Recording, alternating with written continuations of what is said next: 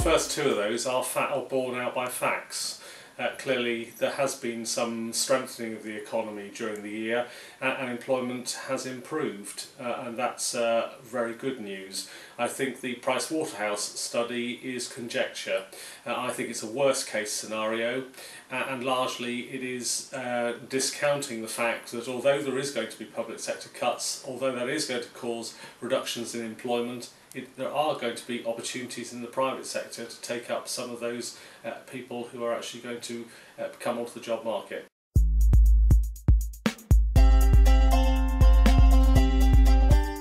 I think next week is much more about seeing the direction of travel.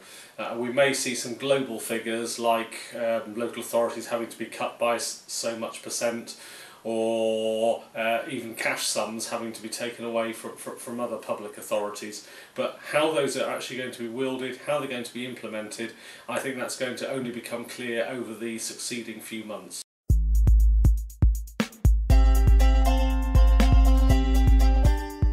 The two sides of the economy are not totally independent. There is great linkage between the two.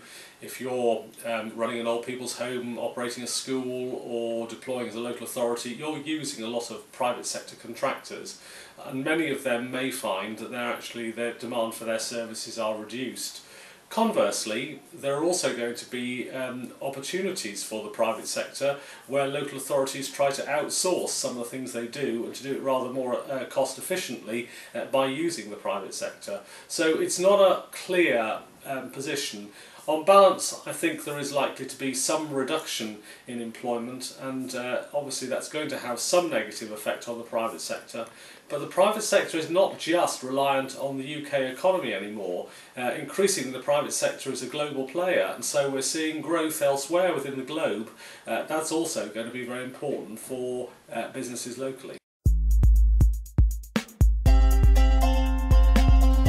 There are two things which the Chancellor needs to do: is to make sure that his plans are robust and sustainable. What we can't have is cuts announced one day and then withdrawn the next day, and really business not knowing where it stands at all.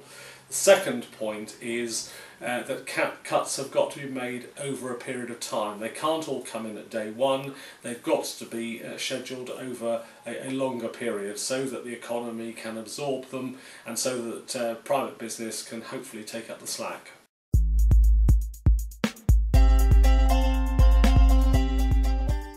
Business has certainly come out very clearly. If you want the economy to grow, if you want private business to flourish, then you cannot cut or certainly delay some of the infrastructure improvements that we require. You know, the improvement to broadband, the improvement in transportation, the improvement in skills and training, all of those things frankly are essential if we're going to see the economy prosper and grow.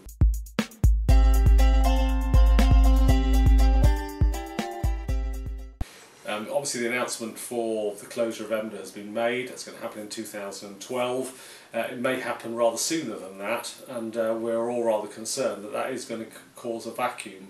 The only show in town which the government is now putting in place of EMDA appears to be the local local enterprise partnerships. Derbyshire and Nottinghamshire have got together, put together a very strong bid, and I think, as we've seen elsewhere, Derbyshire and Nottinghamshire is the engine room for the East Midlands economy, and we are hopeful that the Nottinghamshire and Derbyshire LEP will in fact become the successor body to some degree to EMDA in terms of what it does to help both high growth companies and also people starting up their enterprise.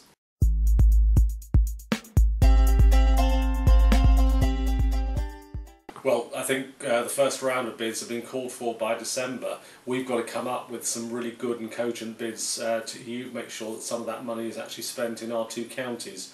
The crucial aspect is those bids have got to be private sector led. There's no point in just local authorities coming forward with ideas, so we really do need to articulate what will help private sector business grow and prosper for the future.